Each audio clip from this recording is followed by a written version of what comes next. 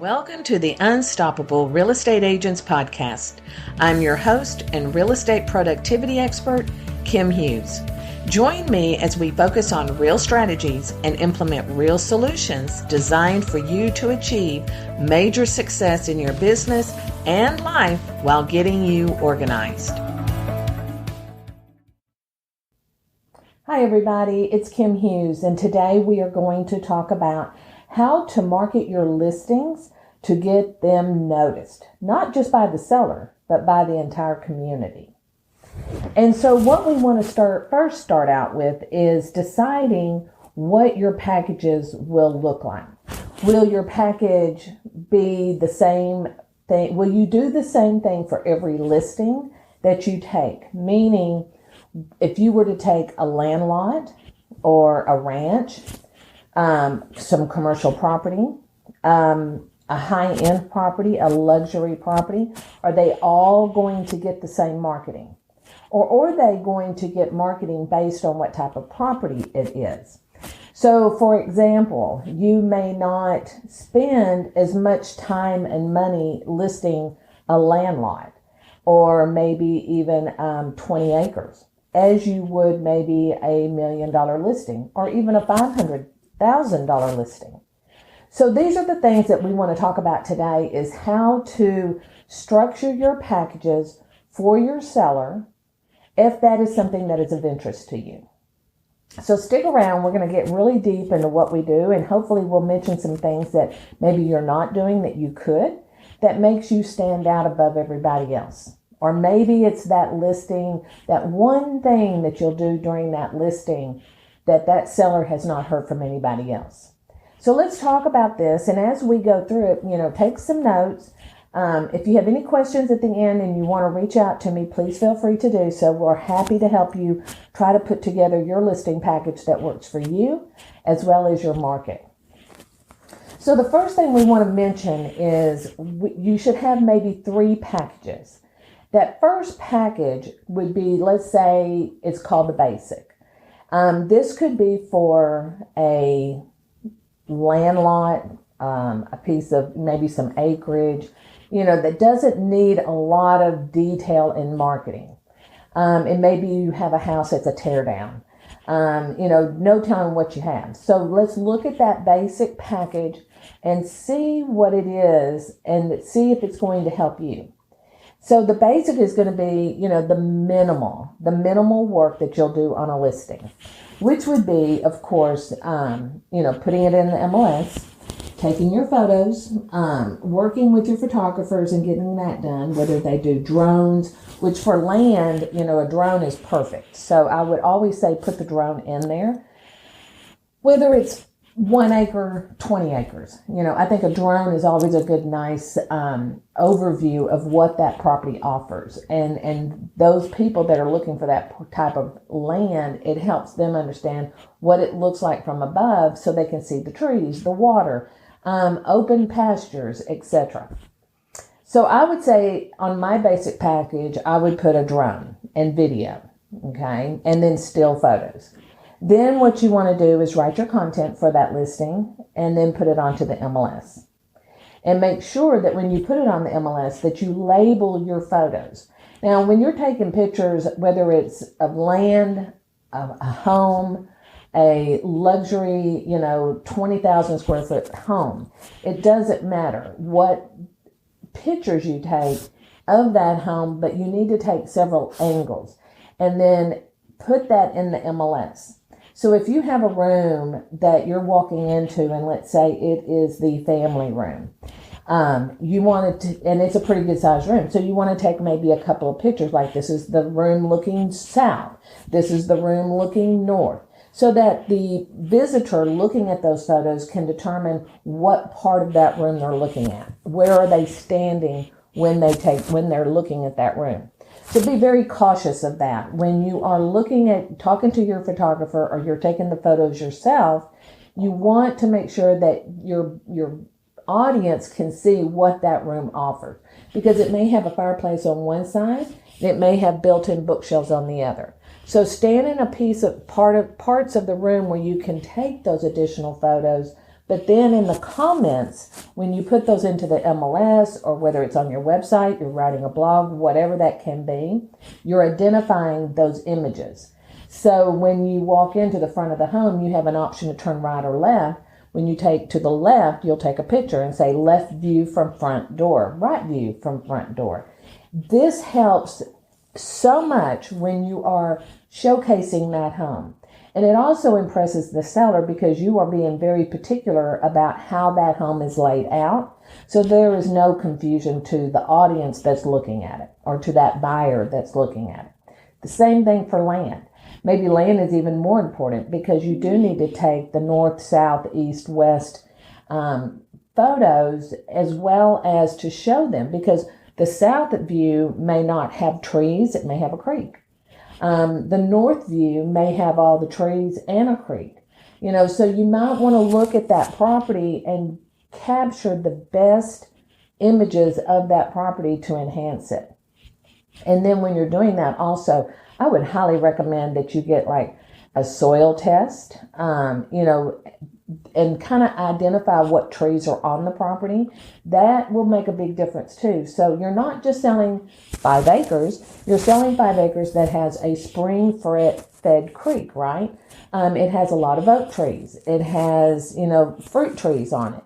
It could have pecan trees. Those are things that would be of interest to a buyer, depending on what they're looking at that property for.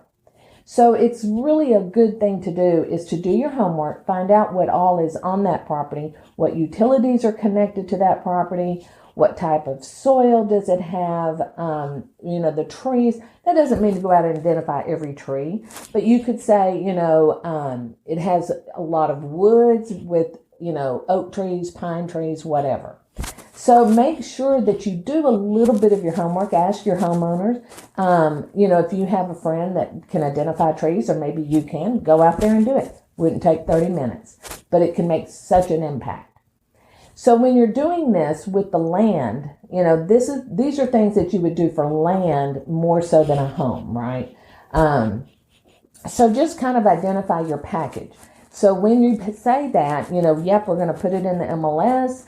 We're going to have it on Realtor.com. It's going to show up on Zillow, my website. I'm going to do social media. I'm going to make a brochure, put it on the property, with the box. Maybe you're going to have a big billboard sitting on that property. Maybe you're going to have just a little sign, but what are you going to do to market under a basic package? Then under that, then you can go to your premium package, which is a middle. And then you could say, well, this is what I'm going to do for homes up to, say, $700,000. And this is basic, marketing, but with a twist. So again, you want to take the great photos, the videos, you want to get the great content. Maybe this is where you have your sellers talk about the home, why they love the home, the neighborhood, etc. And maybe even talk about schools if they still have their kids in there. And maybe they talk about the activities that are for children if this is a family-oriented neighborhood. The more information you can get on that community to talk about it, the more exposure it will get, okay? Because you can create your keywords around that. For search engine optimization, you will talk about it more in depth. That doesn't mean you have to sit down and write a book, but you could say, this home is located in Aubrey, Texas, with access to Prosper schools. Well, for somebody that may be moving to Aubrey, they may not really want to live in Aubrey, but they really like the Prosper schools and they are top rated schools. So therefore they are willing to live in Aubrey for their children to attend the best schools in the area. So make sure you have all those questions answered before the client or the buyer asks you that question. Okay. Now, in that premium package, what else are you going to do? You're going to create a postcard to mail out to all the neighborhoods. You're going to send out an email, an e-blast to everybody in your database promoting that property. You're going to send an e-blast to all of your agents. Now, these agents could be all over the world because you never know where that lead or that buyer is going to come from.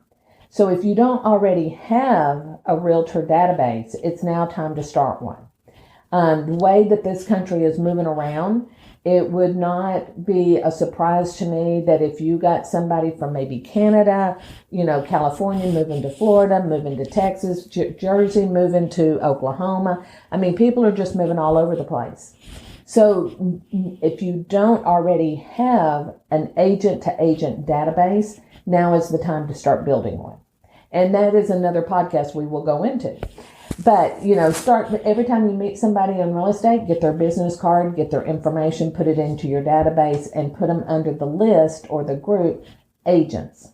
You can have agents that say in local and then out of town. And that way you can market to them in different ways. That's a whole nother marketing strategy that we can talk about. So when you are looking at your packages, you know what you're going to offer them so that when you go on that listing appointment, you know exactly what you can tell them and you're not going to be playing a guessing game. I don't like to hear agents just say, well, I just kind of go in and hear what they want to want me to do. And I try to tell them I'll do it. And if I can, I can. If I can, I can't. I'm like, nope. You go in there with a strong package and say, because of your property, this is what we're going to do for you. And you create that package based on your seller and the property. Then some of the other things, of course, you're going to put it on social media.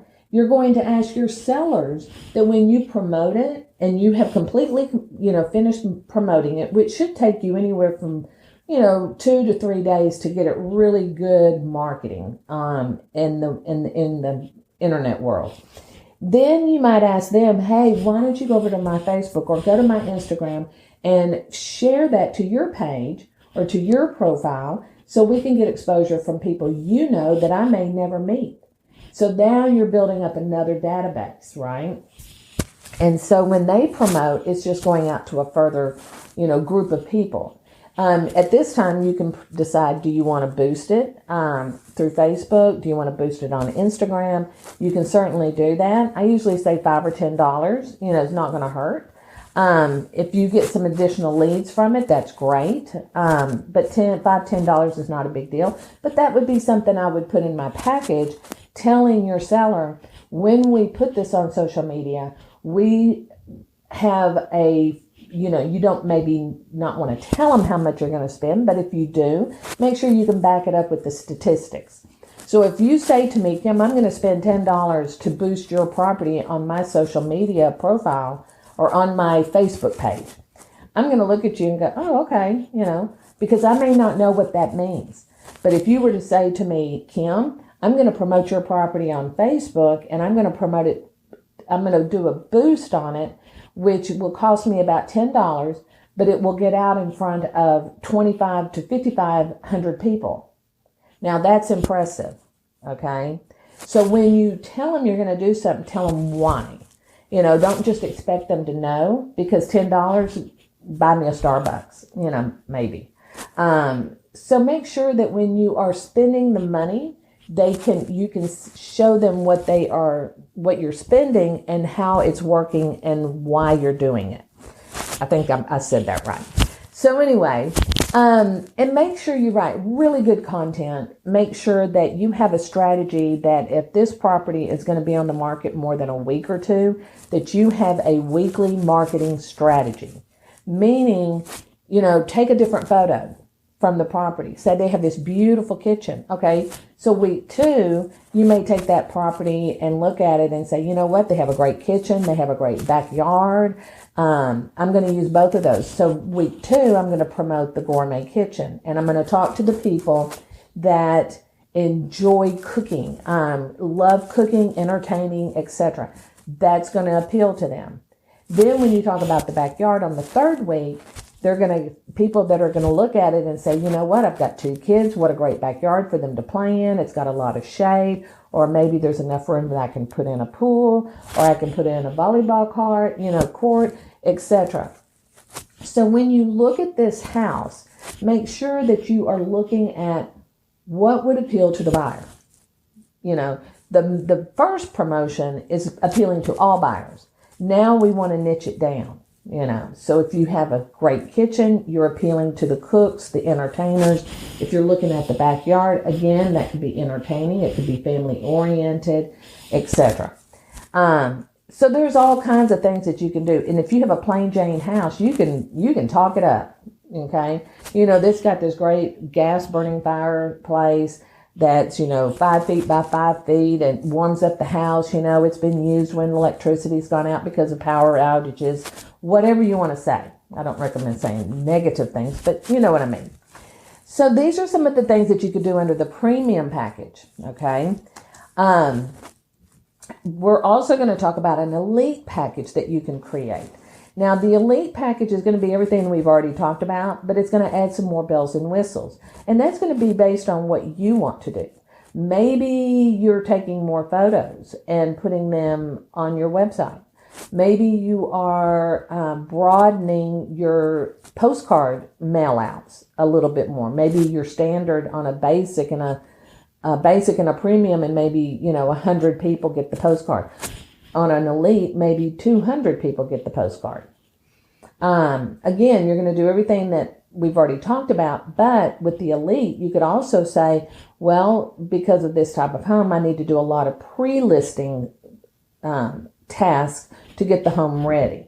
So meaning, are we staging it? Are we cleaning the carpet? Are we giving it a good cleaning? Are we mowing? Are we planting flowers? What are we doing? Cleaning out the pool? What do we need to do to get this home in showcase condition? And then, of course, your MLS may take as many photos as you want to give it. And then the same with the MLS descriptions. Then you could even do a coming soon. Okay. So this could be, while you're preparing the home, you could put out a coming soon, postcard, e-blast, social media, whatever that may be. And then as you go on, there's certain programs out there that you could add on to what you're doing to market. So, for example, there's a great company called agencylogic.com. You can go in there, buy the domain, which is the property address, and then build that little website. It's very easy to do. Anybody can do it. It just takes a little minute to figure it out. But you could create a whole website for that home. Now, this is what we would recommend doing on your higher end homes that need a little bit more promotion.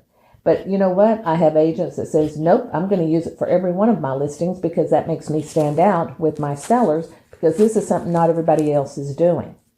It takes a little bit of money. I think it's like $30, but you know what? You own it. And what the beauty of it is that when you sell the property, you could turn that domain over to the new homeowners and they could keep the website just for their own purposes. Okay. So that's a great little thing you could do there. The other thing that you might want to do is look at your stats every week on all platforms, whether it's social media, website, Realtor.com, Zillow, wherever you put this listing, that you feel is justifiable to create an analytical report. And when you do that, you can make up this little report, send it to your sellers every week, and so they can see the amount of views, the amount of interest that is on the property. But they also need to understand when they look at that, because they'll come to you and say, well, if 100 people looked at that property, why hasn't anybody called? That's just the name of the game. It's a numbers game when it comes down to that. So that's a conversation you should probably have during the listing phase of the property. When you're talking about all the marketing that you're going to be doing, that's when you talk about, we offer these services, and let me tell you why we offer them, but let me also tell you the downside of looking at these numbers, okay? I mean, I've seen it all the time. Over the years, I've seen people, sellers say, well, I've had over 1,000 people look at my property. On Zillow, why hasn't anybody seen the property in person? Well, there's a lot of looky-doos out there, so they have to understand that, but it's the exposure that they're getting. So it's massive exposure is what we're hoping to give them. Then we talk about, the showing services of this. So if you have a showing system, then everything goes through there and it goes to your seller. They can see the feedback, etc. Now, if you don't have a showing service, then, maybe you pick up the phone and you call the agent and ask them, hey, how about some feedback? My sellers would love to have it. And, that's a little difficult to get. But you know what? I always say, if you are showing a home to a buyer and when you leave, and at the end of the day, when you get home and you sit down and you send an email to that seller, the seller agent, send an email to that seller agent or go into the seller agent's program and post the feedback, good, bad, whatever. That way they know they've got an honest answer. And when you do it for them, they will reciprocate. So if you want them to do it for you, you need to do it for them. So, kind of keep that in mind. It's just good business. Okay. Then when we talk about this feedback, you may not want to give it to them every time. You want to maybe soften the blow a little bit, because if they say, oh my gosh, you had Pepto-Bismol pink in that bathroom, it's not going to work. It's hideous, blah, blah, blah. Well, then the sellers could get offended. So then you might want to take that feedback and just reword it to where it says the same thing, but just a little nicer, right? So there's some things that you can do there that are not just so eye-opening to the seller, because they may love that pink Pepto-Bismol bathroom. So going from there, then of course, you want to make sure you have flyers that are, that stand out. You want to make sure your social media posts stand out. You want to make sure you have a strategy in place, okay? So that when you go on these listing appointments, you're not walking in there thinking, okay, well, what do I say next? Oh, I don't know how to answer that. You need to be prepared. The more you're prepared, the better chances of you getting that listing. And it would not matter whether you've been in the business 20 years or 2 years. If you're prepared, you're a contender, period. Okay. And if you don't get the listing, there's nothing wrong with you asking the seller, why they chose that agent over you, so that you will just know how, because you're trying to improve yourself, just ask them, say, I would love for you to share with me any pros and cons that maybe I didn't deliver that agent did, so that I could perfect my presentation and what I offer the sellers, because I really admire that other agent. Wouldn't be any harm in that whatsoever. Then, maybe you're doing open houses now. So what does that look like? What does your open house package look like? Are you going to do it 2 weekends in a row, 2 days in a row, during the week, on the weekend? What are the requirements for the seller to be there, not be there? What's your security strategy for that? What is as a hostess, what are you going to do? Are you going to serve food, drinks? Are you going to have a theme? Or what paperwork do you need to have at that open house, so that when people come walking through it, what are they filling out? How are they filling it out? Are they writing their name and their email and their phone number on a piece of paper? Or are you going to have somebody there to have an iPad and have that form ready, so when they come through the door, you just put it on your iPad? So there's a lot of different ways you can do your open house. Just make sure that you are very organized when it comes to that, and always have at least 1 or 2 people with you when you do an open house. And when you are working with people, you need to have the other people that are working with you walking through the house, asking these buyers, is there any questions? Is there anything I can help you out with? Hey, did you notice that great stove? Hey, did you notice the pool in the backyard and that there's a jacuzzi? And, these are things that these agents that are helping you can do, but it's also protecting you to make sure nothing goes wrong, right? So just make sure of that, and make sure you have a welcoming presentation when they come to the open house. So what do I mean by that? Have a sign that says welcome to, and then, whatever that may be. You can maybe put the address, welcome to this open house, so you can use it more than once, but make it very welcoming when they come in. Do they need to take off their shoes? Do you need to have the little covers for the shoes? So cover all the little details and know what to do when those people arrive. If the sellers have animals, make sure they're put up or left the property. You don't want them out running around and then lose one. And then if you're doing a broker's open, you kind of want to do the same thing. You want to make sure that you invite those brokers. You want to make sure that if they RSVP, that you're acknowledging that. You want to send reminders. You want the feedback. Okay? So always make sure that you give it that little extra touch in everything that you're doing, and it will help you win the listing, win the agents, win the buyers. I mean, everybody's happy. Everybody's impressed and everybody is happy. Now, what I have had to do is talk to agents about their packages and saying, you don't want to take the packages and have the seller pick out the package. What the packages are for is to keep you organized, okay? So that you know when you have a piece of land that's, say, 20 acres, no home, straight, just raw land, how are you going to market that? What's that strategy? What's the strategy for the average home? What's the strategy for the luxury home? Maybe you are a commercial agent, so you need to create your own strategy for commercial property, which that's a whole nother beast of its own because it's a whole nother type of marketing. So maybe you're an investor and you're flipping homes. You need to know what is your listing strategy based on.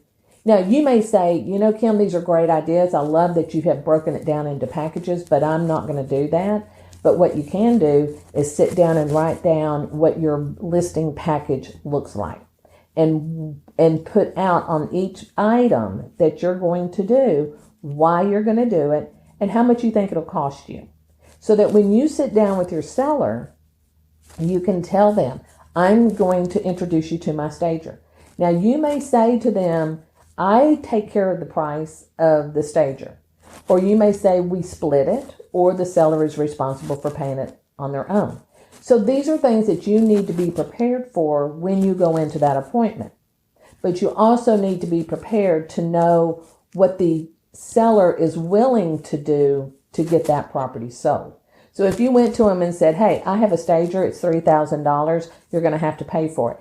I'm going to look at you and say, no, I think my house is clean enough. I'm going to be able to do it on my own. But then you're going to have those higher end properties that do want those people that can afford to pay for that stager. So you really need to understand who your seller is, why are they selling, how much can they budget to put into fixing up the home to sell it. So you need to get that all out of the way when you sit down in that listing appointment. You should have your questionnaires ready. You should have everything ready when you go on that appointment.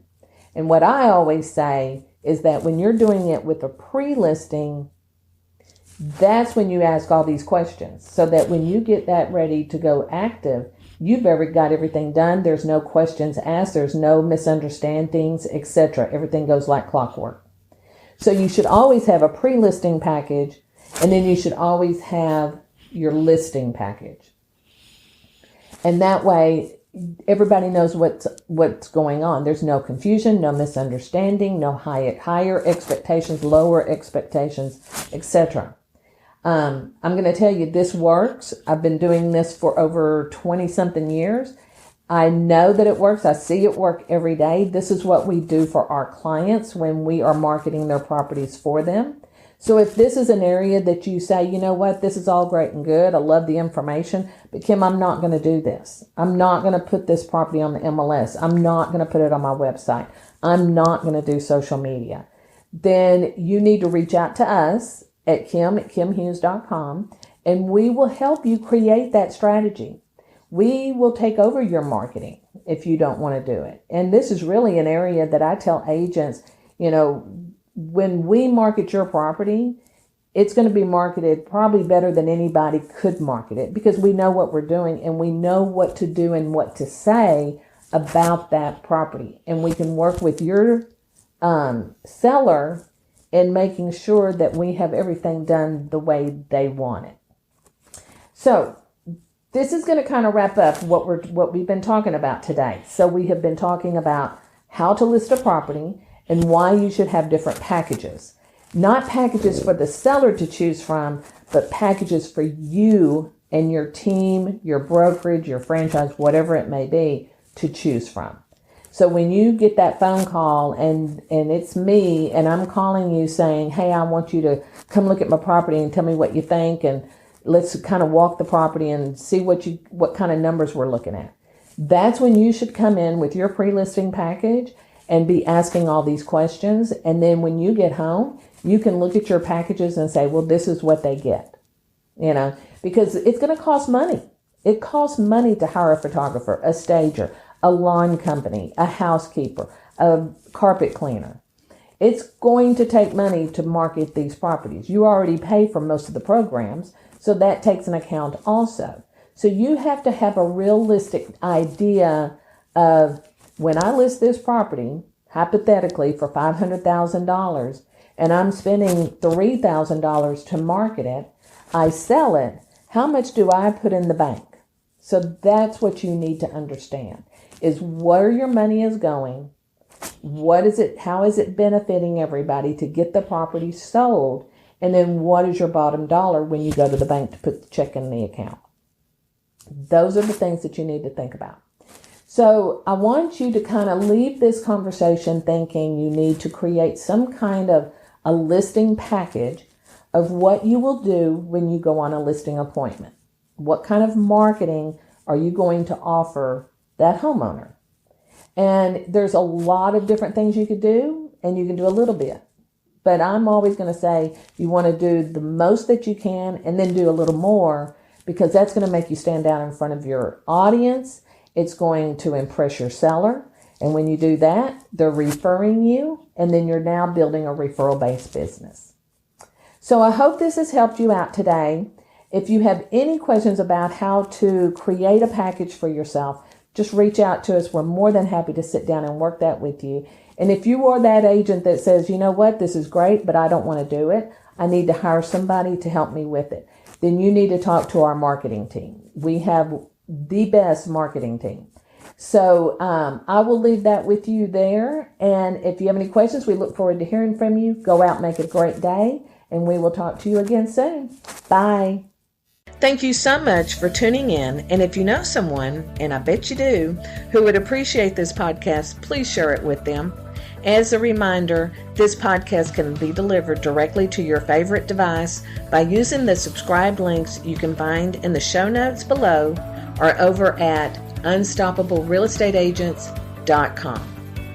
Remember, it takes as much energy to wish as it does to plan. Have a great day.